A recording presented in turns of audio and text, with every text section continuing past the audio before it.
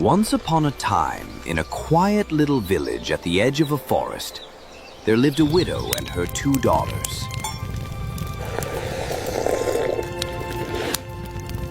The elder, Clarice, was the very image of her mother, sharp-tongued, proud, and vain. The younger, Marianne, was gentle, patient, and kind-hearted, just like her late father. Their cottage was humble, with ivy creeping up the stone walls and a small garden of herbs and wildflowers that Marianne tended daily. Though poor in possessions, it was often rich in the scent of rosemary and thyme. And when the sun set over the hills, the whole place glowed gold.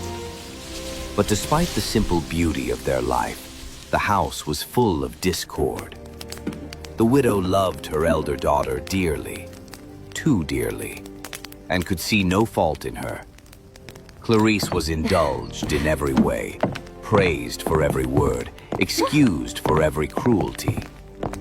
She dressed in ribbons and lace, even when there was barely enough bread on the table. Marianne, by contrast, wore plain dresses, mended at the hem and sleeves. She did all the work, fetching water from the distant well, washing clothes, cooking, cleaning, and tending the fire in winter. Her mother's voice was sharp whenever she spoke to her. Stop daydreaming, Marianne. You will never be anything but a servant if you keep your head in the clouds. But Marianne did not answer back. She had learned long ago that kindness was the only armor she could afford.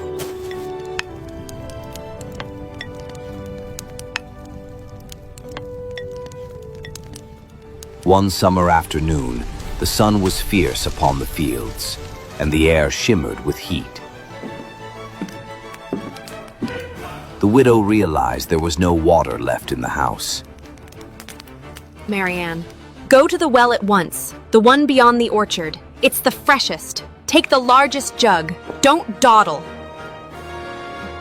It was nearly a mile away, and the path wound through dry grass and thickets of briar. But Marianne said nothing. She lifted the jug, tied a kerchief over her hair, and set off. The air was heavy with the buzzing of bees, and her feet brushed the dust of the path.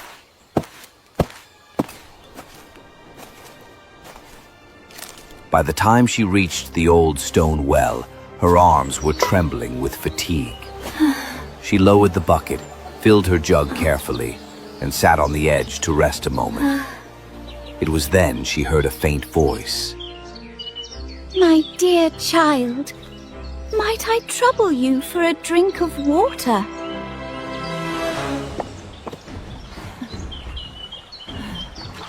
Of course, ma'am.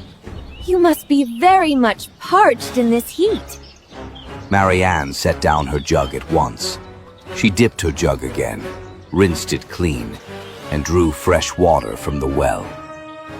Holding it carefully, she offered it to the old woman, who drank with slow, grateful sips. You are too kind, my dear. Not many would serve a stranger so sweetly. It's nothing, ma'am. You looked thirsty, and I was here. It is not nothing, child. Few hearts are so pure that they do good without thought of reward.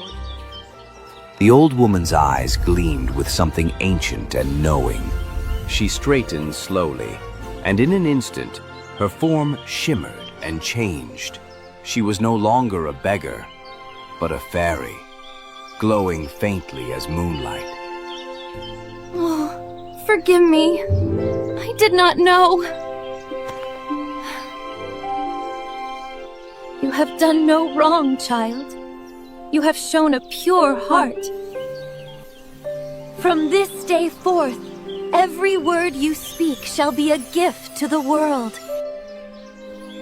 Flowers and jewels shall fall from your lips, the mirror of your kindness. A gift from my heart? Yes, each time you speak, from your lips shall fall a flower or a jewel, the outward sign